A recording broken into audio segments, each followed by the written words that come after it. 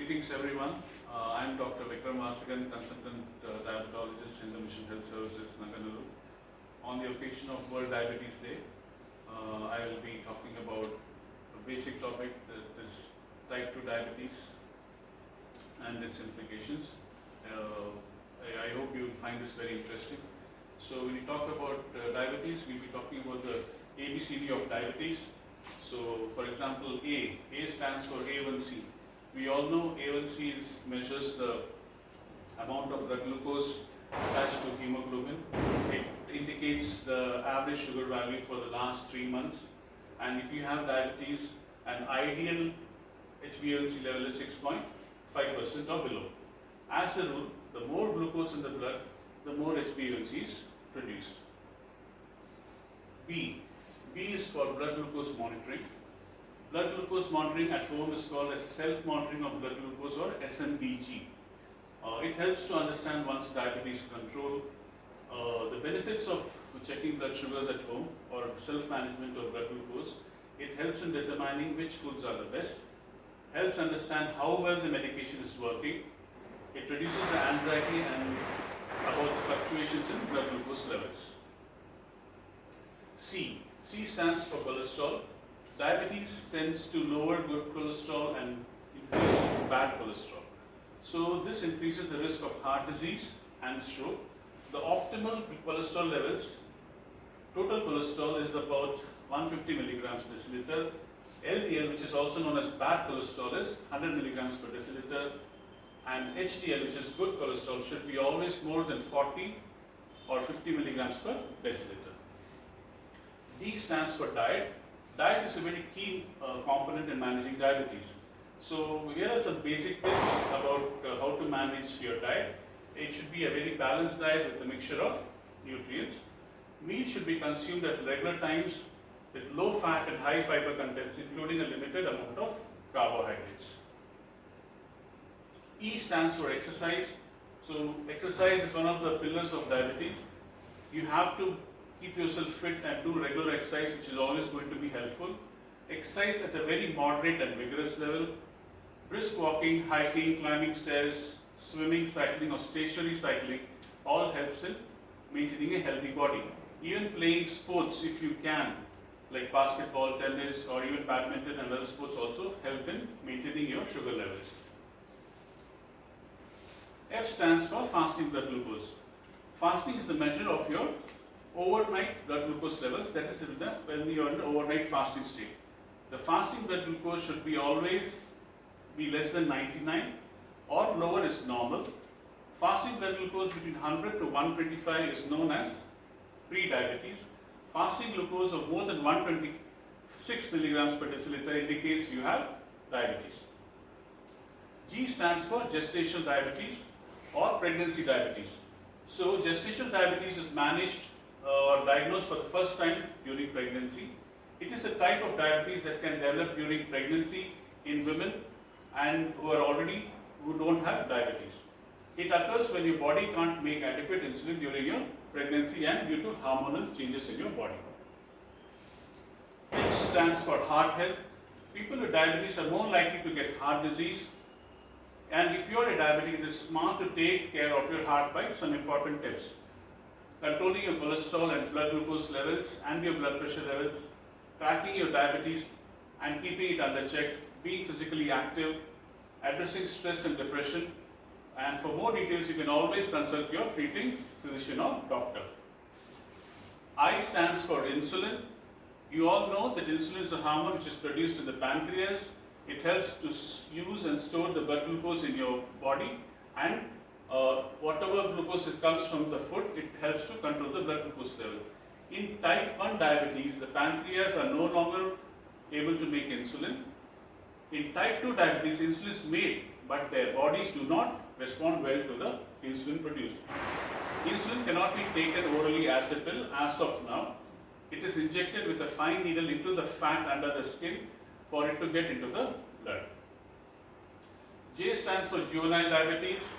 Juvenile diabetes is insulin-dependent diabetes or type 1 diabetes, you can say. It usually develops in children, teens and young adults, but it can happen in any age. In such cases, the pancreas doesn't make enough insulin or makes very little insulin. Without insulin, blood sugar cannot enter the cells and it builds up in the bloodstream, resulting in diabetes. K stands for kidney health. With the passage of time, the diabetes can harm the kidneys. Diabetes can help prevent kidney damage or keep it from getting worse by taking the following measures. Keep your sugar levels under control. Control your blood pressure by losing weight, regular exercises, cutting back on salt, limiting alcohol, and stop smoking. Work out on a diet plan with your doctor and your dietitian. Eat less protein and salt as they make the kidneys work harder. Treat any bladder or kidney infection immediately. L stands for liver health. Diabetes increases the risk of non-alcoholic fatty liver disease. If the patient drinks alcohol, fat builds up in the liver and the chances of liver disease is more. Fatty liver usually doesn't cause any symptoms, but it increases the risk of developing swelling, scarring in the liver, and it is called as cirrhosis. M stands for medication. Taking medicines as instructed by your doctor at the right time of the day, frequency and dosage is an important factor in achieving good diabetes control and preventing complications.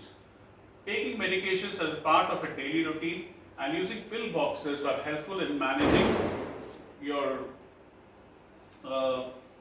diabetes as well as other diseases, and it helps to improve the adherence. N stands for neuropathy. Neuropathy is a complication of diabetes that causes nerve damage throughout the body. Nearly half of the diabetes have some form of neuropathy or nerve damage. It is common in those who have had diabetes for long duration. But do not panic, it can be managed with a healthy diet, consistent exercises and exercise routine.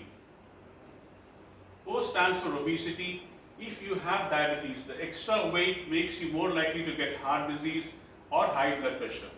Weight loss has huge health benefits and helps your body use its own insulin better. It improves your cholesterol, it reduces the risk of heart disease, lowers your blood pressure.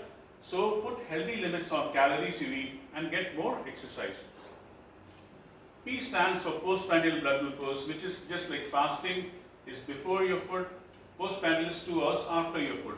So the word postprandial means immediately after a meal.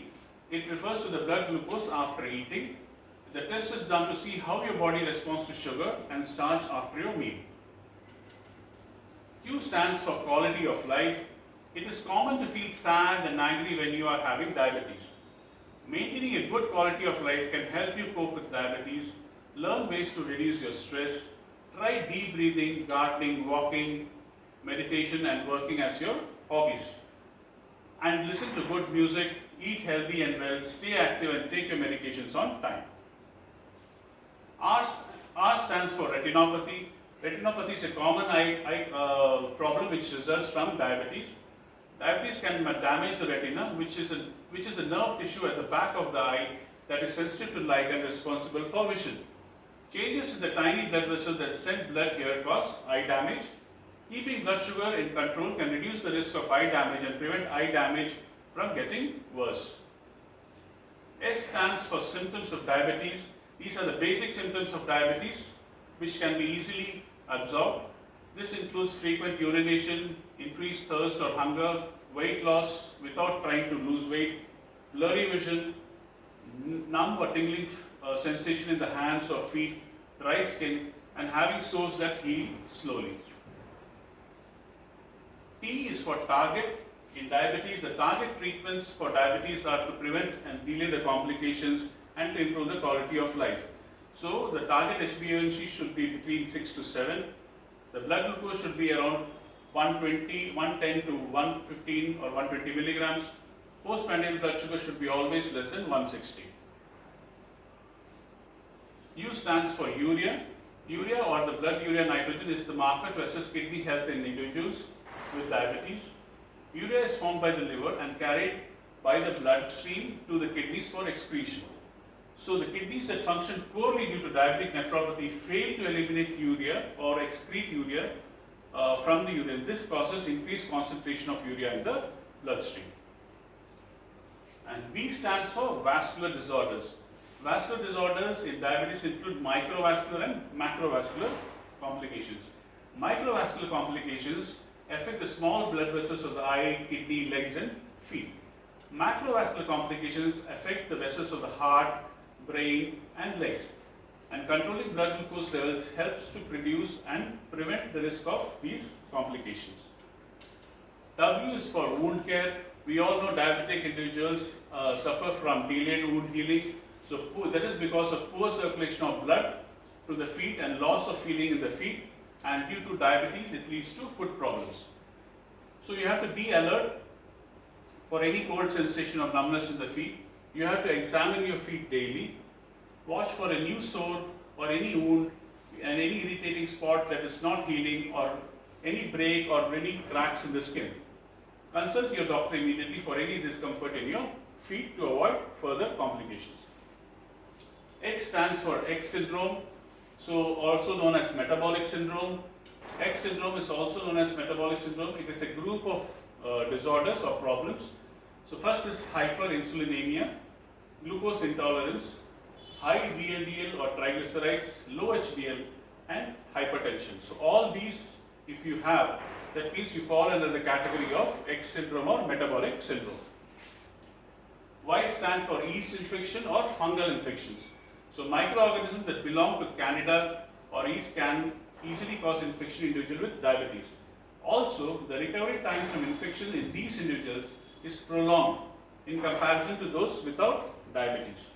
So infections in the nail, skin, urinary tract, vaginal infections, penile infections are some of the common yeast or fungal infections in diabetic individuals. And coming to the last part, Z for zeal, to live with diabetes. So we should all know diabetes is not an end of everything. So lastly, what is most important for us is you have to be fit and take care of your family.